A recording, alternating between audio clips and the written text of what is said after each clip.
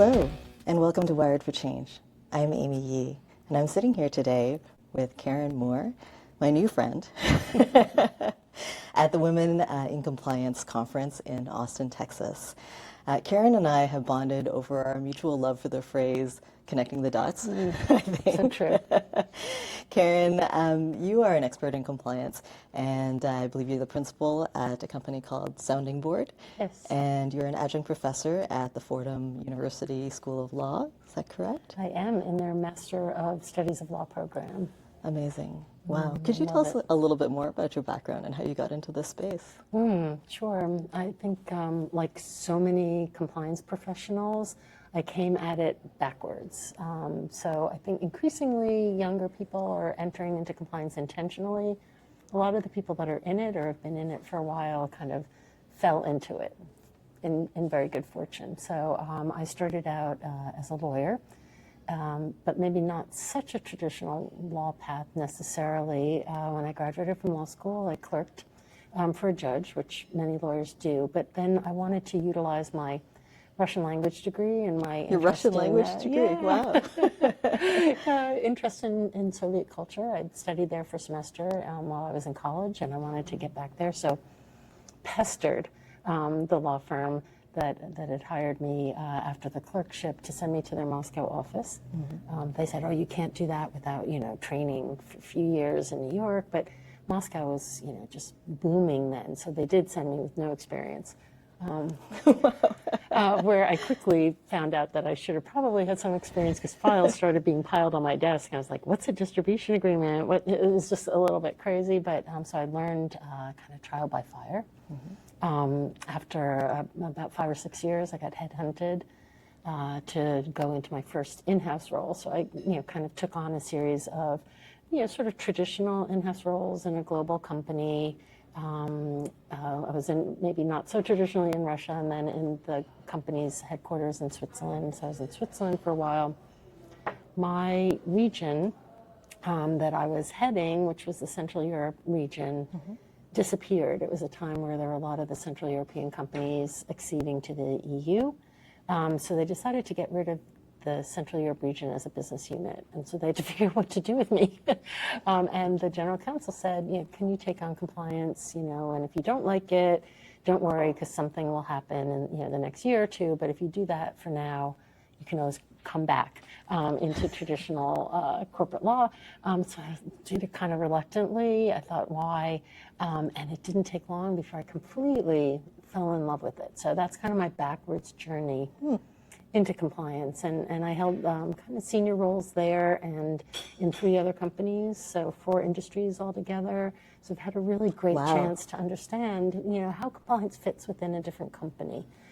So it's been great, and now I've just got the privilege of working with multinational clients, and so I get to try and fit compliance into how they operate, make it really as practical as possible. What an incredible amount of experience you have. I've been so lucky so far, and I can't wait to see what's next. Wow. And so you're really a perfect panelist for the panel that you were on today that was looking at regulations and how that's changing in the environment. I'd love to ask you, and one of the things that we do on Wired for Change is that we look at, well, what's changing and what's staying the same, just to give people a reference point, because, as much as things change, there are some things that stay the same. So I was wondering if you could give us a bit of a sense of, in your mind, like what's really changing and what's staying the same. Yeah, in my part of the world, in compliance, what's staying the same is the growth and settlement of compliance is a really important strategic business operation within a company. A lot of people think of compliance as a legal function. It really isn't. It often sits in law. Chief compliance officers have traditionally been lawyers, but they don't need to be. I'm a very firm believer in that. It's a very multidimensional, multifunctional function within an organization. So I think that has become fairly firmly established, especially in larger companies. And so that hasn't really changed. And the original guidance for how you structure a compliance program was promulgated in the late 90s in the federal sentencing guidelines, when they expanded the guidelines to include the sentencing of corporations. So the federal sentencing guidelines was an attempt to codify and provide an even playing field for criminal convictions and sentencing. So if you're convicted of a crime of a federal crime in one state, it's the same as if you convicted of a crime in another state. It has this big complicated algorithm, and it was expanded to apply to corporations. And it basically said, hey, look, as a corporation, you can be sentenced for a federal crime, and we will take into consideration when we are determining the fine and the consequences your compliance program, your efforts to have anticipated and prevented that crime. So if you can show us that this was an anomaly, that there were some bad actors, that despite your best efforts, still convicted, enacted, took actions that created criminal liability for the company, we're going to still convict you, but we will give you a huge decrease in the fine. So companies started paying attention, and it was like, well, what comprises a good compliance program? And there were 7 more or less different aspects of a compliance program structure, and most companies started saying, well, we're not intending to be convicted of a federal crime, but just in case we are, maybe we better pay attention and make sure our compliance program is well structured. So that structure was established pretty early on and has been built on through experience, through judgments, through some changes in the law, through some guidance. The SEC and the DOJ a while back put together a joint explanation of how to create a good program to avoid liability under the Foreign Corrupt Practices Act, so that helped expand. UK did the same thing with the Bribery Act. And then a few years ago, the fraud section of the Criminal Division of the Department of Justice implemented the Evaluation of Corporate Compliance Program guidelines, which is intended to give some sort of structure for federal prosecutors to say, if you're prosecuting federal crime, but we're going to give all this credit and consideration for the company's compliance efforts, what does that actually look like? And really detailed, extremely useful. So again, a lot of that kind of structure came backwards from, what happens if you're in trouble, but it actually, looking forward, showed a company what can you do to promulgate a really strong culture of compliance in the organization and avoid getting into trouble. So I think all of that, in a lot of words, is staying the same. Okay. What's changed is twofold. One is compliance programs, because they are so cross-functional, because they look at the corporate operations from a almost like a helicopter view, really getting a chance to connect the dots throughout the organization. We're going to count every time we use that phrase. I'm trying very hard not to use it too often, but I'm a big believer in the underlying principle of not looking at things in silos, right? So you important. can connect the dots. So one of the things that's changed is compliance programs now are facing scope creep. And that's where you start out responsible for a certain basket of risks in the organization. Those can be very traditionally in the anti-corruption space, conflicts of interest, data privacy, that kind of thing. Data privacy used to be a really low priority. Now it's become a really high priority for a lot of people. But because of the way compliance is positioned, a lot of times companies faced with new areas that they need to address find that compliance is a really great place to put it. Unfortunately, it doesn't always come with resources or subject matter expertise. But so I think that's really changing. Compliance is increasingly responsible for areas like ESG, for DEI. I know it's a lot of kind of buzzword acronyms, but below it is a lot of substance. Privacy, which kind of really elevated itself, and along with privacy then starts to become cybersecurity and protection of the infrastructure and data governance, so import and export. So we're seeing a lot of risk areas either raising in prominence that need a lot more attention and subject matter expertise, or are almost kind of new to the company, areas that the company didn't need to grapple with before. So a lot of stability, structure, a lot of change, regulatory, and then you've got the geopolitical. That would be kind of the third component, where you really need to now be anticipating what's happening, even if you're a wholly domestic concern. What's happening on the political environment, what's happening in different geographies, how is the company able to react, what kind of stressors does it put on the company? Because even if you're not responsible for the actual substantive part of the stressor, you're responsible for how that kind of reflects itself throughout the organizational culture. So a lot. There's a lot. Thank you for that. And is the pace of that, like from geopolitical impact to compliance kind of impact, is that changing at all? Is that getting any faster, or is that still about the same? There's some time before kind of things hit in terms of I have to say, rules. in my decades, there's always been a lot of geopolitical change and a need to focus on it. I would say it's more complex now than it's ever been. There's a lot of upheaval in the political landscape and political relationships between the U.S. and other countries. It's showing up in things like sanctions, tariffs. It's, I think, sparked a lot of kind of nationalist movements in a lot of countries in which our U.S. concerns may be operating, which has really changed the landscape there on how business is done. So enforcement priorities are not just a U.S. shift. They're happening throughout the EU, in Asia, in Latin America, and kind of seeing some disturbing trends, frankly. And then you've got the physical geography. We've got, it feels like increasing natural disasters that impact a company's operations, impact trade as well, just the logistics of moving goods. So, yeah, I think it's become kind of more complex, but it's always been around. Complex. Right, right. Wow, really interesting. And then I got to pick up on what you said about some disturbing, trends as well. I mean, sometimes becoming more nationalistic isn't a bad thing for some countries, but then what are some of the maybe disturbing trends that you've seen or that concern you a little bit? I agree with you that nations have this real need to have their own identity and preserve their own culture, their own traditions. It's what makes global travel so wonderful. On the other hand, there's really a reality on the movement of people.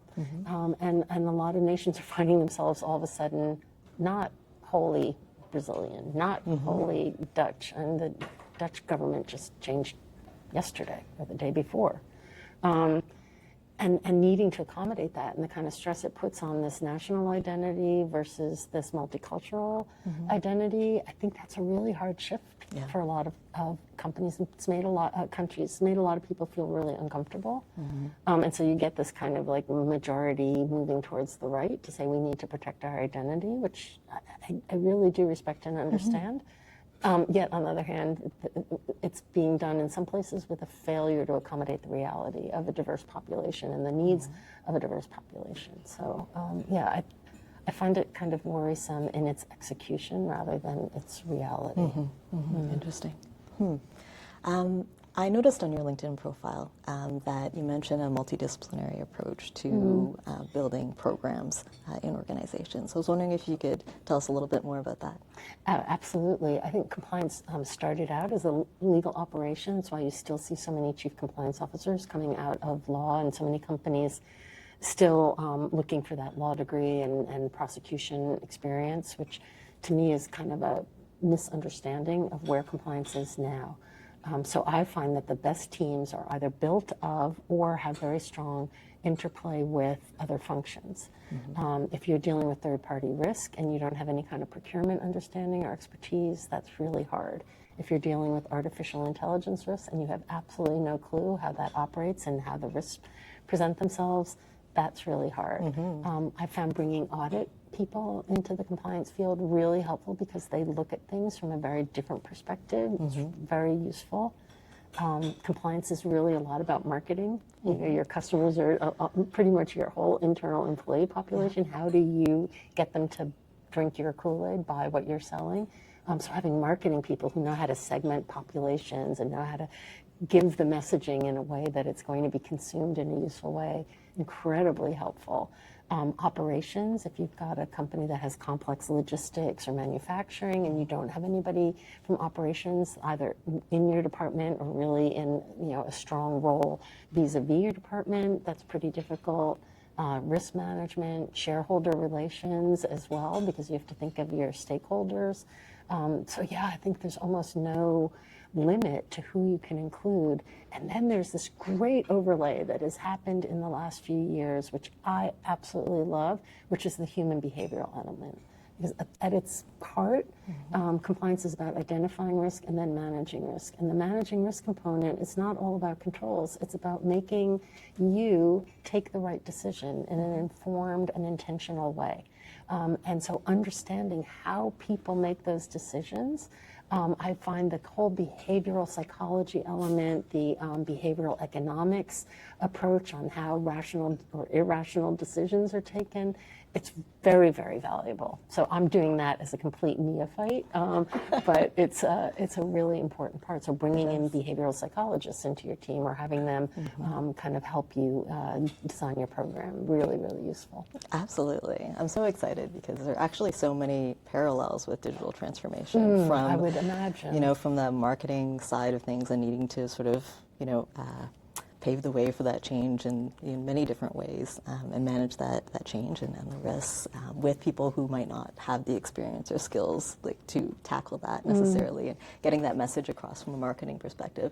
And then also looking at it from a behavior kind of perspective as well, because I'm actually an experienced designer in a past life as well, so I'm always applying that sense of like the user experience and the journey around that, and what are they thinking and how are we enabling people to do the right thing, and not blaming people, but looking at the systems and process that put that into place, right? And somebody with your background on a compliance team would be really valuable, because it is looking at that user experience. And then I had obviously failed to mention the whole data analytics component, which has become really important. And, you know, I'm a lawyer, I'm not very good at math, which is an unfair statement on all the lawyers who are very good at math, but I'm a complete data junkie, because you can't connect the dots without having some facts at your disposal. And the facts are often numbers. They're very telling. Absolutely. But then how were those facts gathered? Like in the first place, do we have, you know, good data, or is it biased data that's informing those decisions? I think that's right? An incredibly informed question to have to ask. And if you don't know to ask it, then where are you? So. There's so much to unpack, you know, in an organization when you're looking at, you know, these areas. Super interesting. I'm kind of falling a little bit in love with compliance, really. I'm telling you, it is like a stealth profession. That's People cool. don't appreciate how incredibly fascinating and endlessly fascinating it is. Wow. And so what is, from a talent perspective, what are some of the skill sets and experiences, like, you know, building on what you've said about cross-disciplinary kind of relationships and being able to, I'm going to say it, connect the dots and build that, you know, that whole perspective. What are some of the skills or mindsets or backgrounds you think, you know, would be a good future for, you know, building that out? So mindset for me is easy. It's curiosity combined with, you know, a strong moral center, combined with a willingness to be brave and, you know, keep that moral center front and center in your decision making. But then from the other perspective, you know, as I mentioned, I think a lot of companies still looking for a legal background. So having some sort of law background, I think, is helpful still when you're entering into a compliance, especially if you're entering into or looking into a more senior role or a more strategic role. But I don't think it necessarily has to be a JD. So the course that I teach is part of a master's in the studies of law that Fordham has. There are a few other universities that have also have a similar program, Loyola, I know, and a couple of others. The Fordham program, they do an LLM, which is live, but they do the MSL, which is online. It's designed for people who are already working. So I feel like that's something where you can kind of get that law credibility without committing to a 3-year JD program. I think that's helpful. But like I said, I think if you've got that kind of curiosity and that strength, anything, data analytics, I think super, super helpful. Marketing, really helpful. An understanding of evolving technology, really helpful. A risk assessment background, audit. And there's almost nobody that can't succeed in compliance with the right mindset of the compliance program in the company. Wow. That's really interesting. Now I'm going to contrast that a little bit with a comment that you made on the panel, and I don't know if it's a contrast or not, but you said that, you know, in compliance you have to have this willingness to be fired. Maybe you could talk about that a little bit. Yeah, I think that comes a little bit with that moral center. If you're in a company that isn't buying what you're selling, especially at the executive level, you've got to be ready to make a stand. And sometimes that making a stand, it may get you fired. I mean, then you've got retaliation protection, potentially, arguably. But what I underlying all that is, if you're in a company with all good intention has the mindset of, oh, great, Karen, you're here. We just have so much trust in you. You go do compliance. Go. Here's your team. Here's your budget. Let us know if there's something you need. We may or may not give it to you. Go do compliance. If that's the mindset, you're going to be in trouble. You're already going to be setting yourself up for failure. So you might get fired just for poor performance, or because you're going to be too loud a voice. Because compliance has got to be owned top down and then be affected bottom up. Right? So if the board, if your executive leadership are not really owning compliance and letting you be the kind of the catalyst, the voice of reason, the person who kind of executes the program, you're really going to be finding yourself in all sorts of situations where you're knocking on the CEO's door and saying, hey, I want to talk to you about, and him saying, I'm too busy. I'm developing business strategy. And you're like, yeah, but so am I. I need to be part of your strategy. I want to help you develop that strategy. At a minimum, I want to be aware of that strategy so that I can help predict what's coming. So, the willingness to stand up, to have a voice, and that's a hard one. That's a scary one. It can be, and again, the same is true in digital transformation, because you're uncovering often, especially if it's a big transformation, you've got a lot of processes and behaviors and policies that aren't what is needed in the future, and maybe you're unpacking some things that aren't the way they should be, right? And so, are you going to stand up, for that or not, despite how uncomfortable it can be, for people. You have to be willing to be uncomfortable. And sometimes there are tools or strategies you can use, like, we're going to have an amnesty on this whole area for 2 days. Come forward and tell us what's actually happening. I love amnesty programs. I like the idea of amnesty programs. Yeah, I think. Have you seen that often? I do, not often at all. It's an area of research I would love to do, because I think that they're potentially really effective way of really hearing what's going on. Absolutely. The thing that always keeps me up at night is, what do I not know? Not what do I know, but what do I not know? So I'd rather people come forward and tell me, but there's got to be something in it for them, right? Yes, like, absolutely. Why would you self-incriminate? How do you make it safe for them to do that? And when I am designing new processes or making big purchases in terms of systems, if I don't know what's actually happening, and I'm just painting a vision of, well, this is what's in the policy book kind of thing, right? Exactly. That's not going to help anyone in the long run. Exactly. It's not going to help. So very interesting.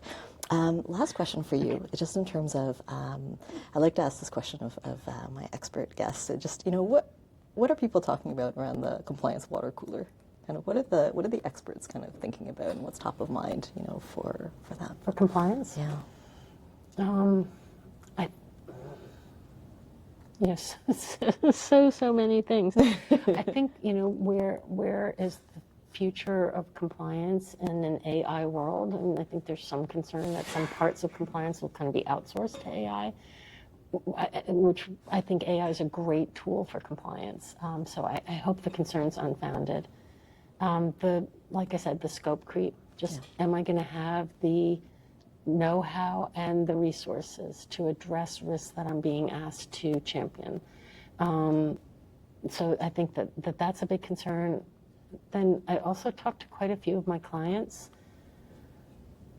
who have a really difficult time engaging with senior leadership. It's exactly, kind of what I pointed out. You go do compliance.